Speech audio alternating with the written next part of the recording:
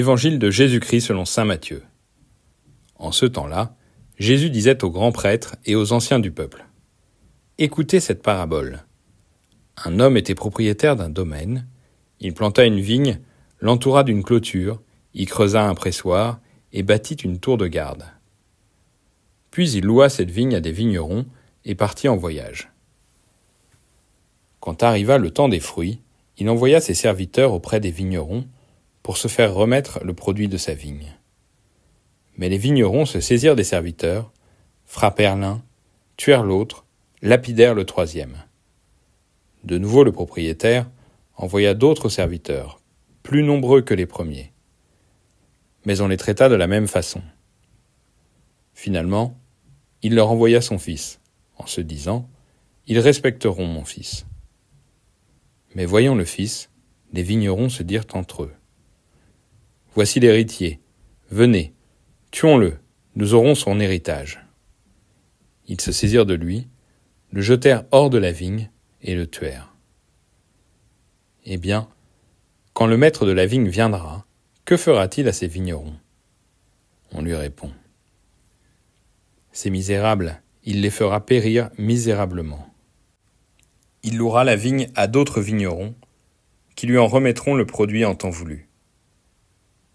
Jésus leur dit : N'avez-vous jamais lu dans les Écritures : la pierre qu'ont rejetée les bâtisseurs est devenue la pierre d'angle, c'est là l'œuvre du Seigneur, la merveille devant nos yeux. Aussi, je vous le dis, le royaume de Dieu vous sera enlevé pour être donné à une nation qui lui fera produire ses fruits.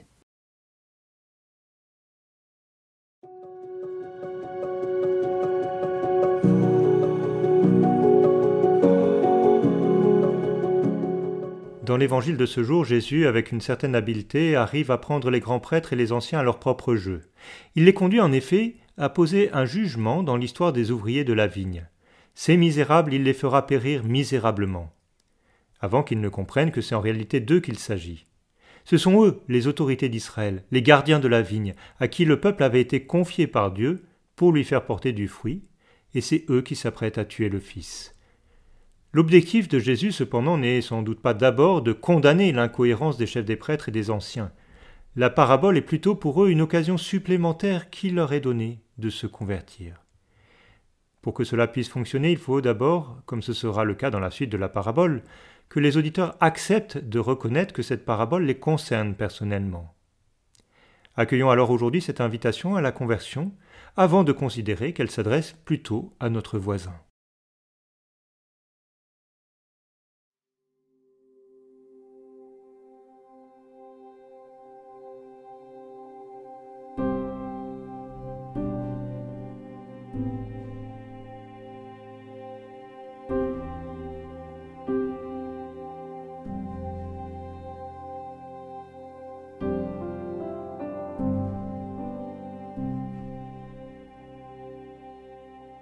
Comme le Père m'a aimé, moi aussi je vous ai aimé.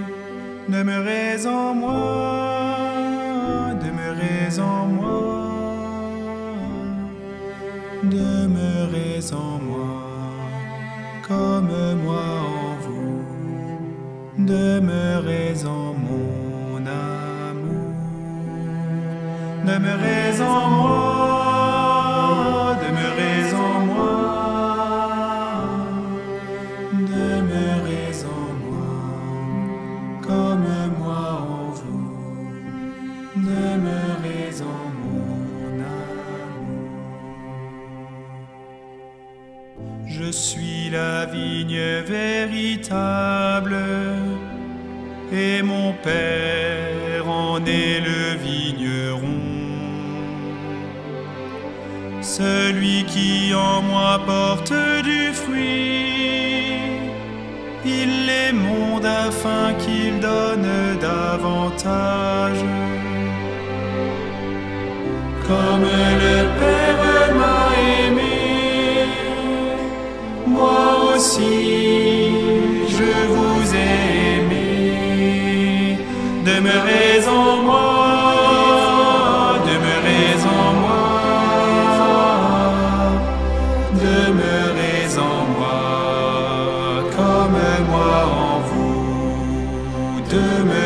demeurez en mon amour, demeurez en moi, demeurez en moi,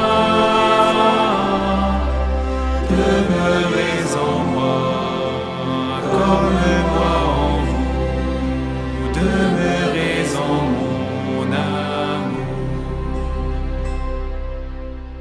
S'il ne demeure sur la vigne, le sarment ne peut porter de fruits. Ainsi en est-il de votre vie.